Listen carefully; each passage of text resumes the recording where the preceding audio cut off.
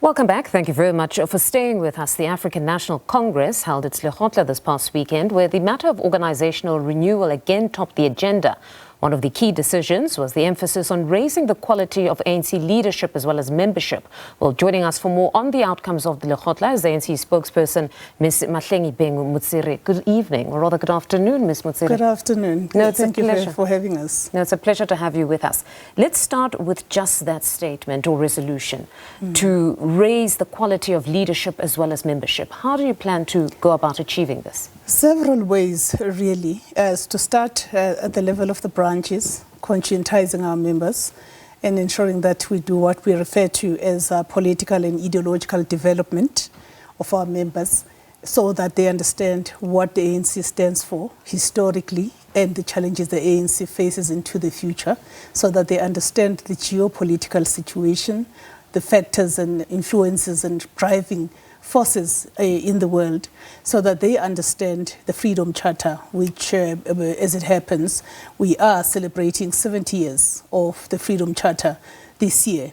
And it's important for people to understand that important founding document of the ANC, foundational document of the ANC adopted in 1955, that carries clauses that basically gives an injunction to the ANC about the things we should be doing today and into the future, from peace and security to opening the doors of learning and culture and ensuring that the land is shared amongst those who work it. And hence we have this expropriation act that has just been assented to by the president. But many would argue that this specific decision is not a new one to raise the quality of the cadre. It's something that's been spoken about at many Lekgotlas. So has it been failing? Has there now been a renewed impetus on this matter? Or what exactly has been the decision now?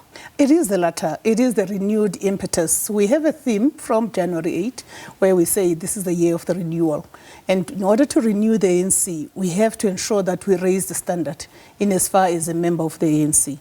When somebody joins the ANC into the future, we are going to expect that they get subjected to vetting processes, for example, lifestyle audits, for example, and be subjected to political education that is mandatory. All of those things have not been there before in a systematic fashion, so it is the renewed impetus. And then on energy, you have resolved that there needs to be greater acceleration in securing renewable energy, among others. But it seems the conversation now has shifted because load shedding has stabilized to a certain extent. But the conversation now has shifted that if we're seeing the Minister of Energy moving with greater pace to secure the renewable energy, what about the transmission infrastructure?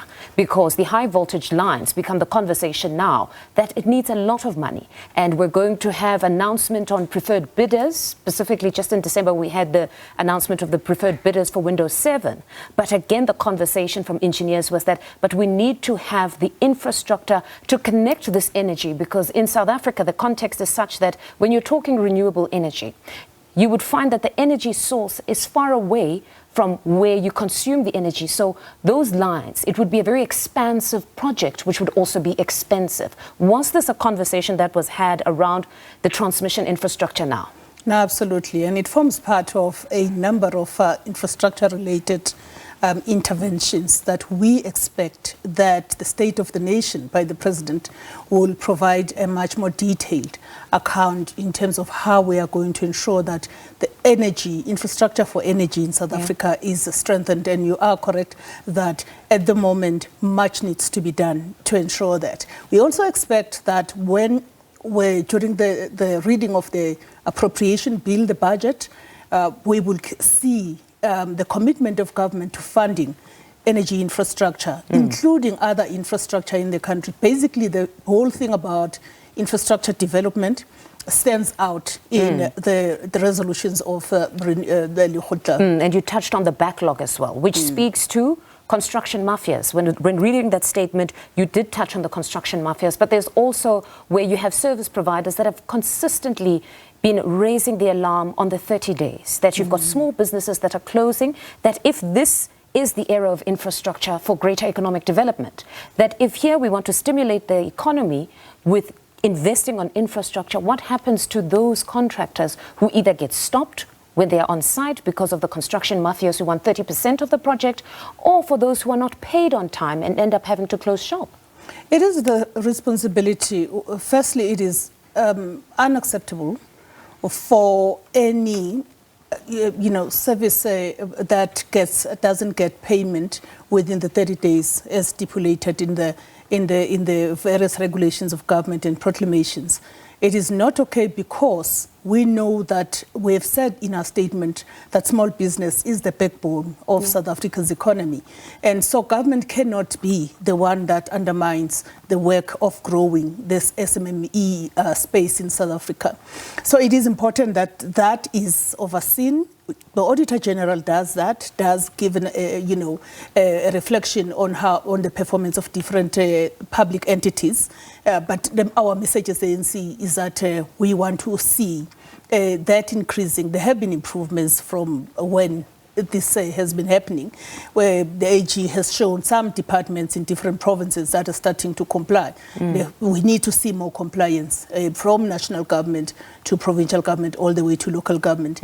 About the extortions, let's acknowledge the work that is being done to deal with extortions. Look at the work that is being done in policing by Minister Senzo Mchunu. Look at the work that is being done by General Mkhwanazi and team in KZN, which has always been also a hotbed for extortionists. Now we have a reduction of that, certainly according to the reports that we've been getting on the strategy to fight crime in South Africa. But it seems it has spread to other provinces, the likes of Mpumalanga, where you would find that some of these contractors would either be paying that protection fee, and it's something that they don't report to the police in most instances, where either now you would find an individual that would have invoiced the government or quoted the government for a specific amount now having to increase because they must cater for these extortionists that want money from them. It also delays the project. All of that, it seems to be happening across all provinces, but not necessarily always reported. And this it places a risk on South Africa possibly becoming a mafia state, where even as a contractor, you want to do legitimate business with government, but you've got extortionists that exist among your community, and almost everybody just turns a blind eye. No, absolutely. I believe that it's a responsibility of government acting with all other partners, including community. It's not something that can be, resolved by government alone. I do think that measures to fight crime in South Africa, including extortions, are quite strong. It is about the execution. We are looking to the Minister of Police, working with other agencies, to really get to the bottom of this culture of extortions and actually nip it in the bud so that it doesn't lead us into somewhat of a failed state. And it's one of the things that have got to be attended to as urgently as possible. Then to the GNU. Many are speaking yet again of a rift, there are tensions. As we speak right now, the Cabinet Lekgotla is continuing.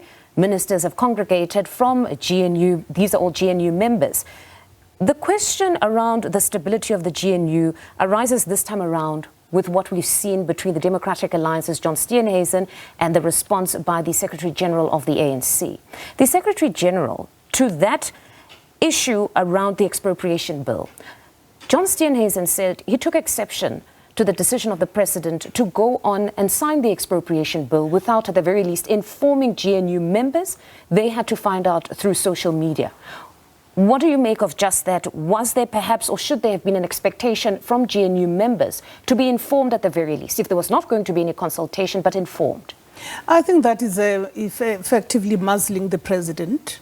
There is no such a commitment in the statement of intent where parties to the GNU have appended their signatures.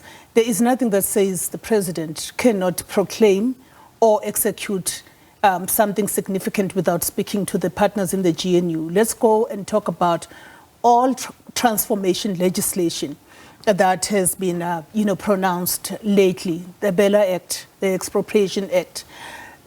Talk about the Expropriation Act. It underwent a very thorough process of public participation, public consultations, a parliamentary process of lawmaking and oversight. And the DA has been party to that journey of 5 years. It cannot be that when the President has exercised his judgment, has been properly advised, assents to the act, that he must now go and consult with the partners. But then did the GNU. president not create an expectation for the Democratic Alliance? Because when it comes to how the Bella Act matter played out, beyond the signing, there was nothing in law that actually compelled the president to say, I will at least instruct for a partial implementation of the Bella Act. Even Satu had stated that there was nothing that compelled the president, but he overextended himself in that respect and said there will be partial implementation. So did that action not now create an expectation that with every single bill, there'll probably be the president overextending in this respect, even if the process was finalized in the previous administration? Well, our view as the ANC is that the president must lead South Africa. The president must do what the president must do. Where there is a need to consult on a new initiative, certainly it is important to consult all political parties, including those that are not in the GNU, where there are significant announcements that are being made or plans that are being put out. But I think we reject the idea that before he ascends to a particular legislation, we had a recent one, which is, I think, consumer protection. There's been no alarm raised by the DA. Should he have consulted on that? There will always be a number of pieces of legislation. We need a country that is governed well and is led well. The president has got that responsibility of being a leader. And where there is a need to consult parties to the GNU on a matter that is impacted by the statement of intent, certainly, I mean, it is only sound leadership to consult with parties. The Bella Act, it was at the request of those political parties, the DA and the Freedom Front Plus, for an engagement. But so we will treat that differently. In fact, the president was simply exercising, if you like, electing to extend it. It was not obligatory. But I do want to say that the matter of the Expropriation Act is something that the DA has been part of. If some of their views were not carried into the final law, it is a product of the voting process in the National Assembly and the National Council of Provinces, as well as public hearings and public submissions made by South Africans in their diversity. Mahlengi, thank you very much for joining us this afternoon. That is ANC spokesperson Mahlengi Bhengu-Motsiri speaking to us there, just taking us through some of the outcomes from the ANC's weekend Lekgotla. Let's quickly check in with the sports desk now with Tony.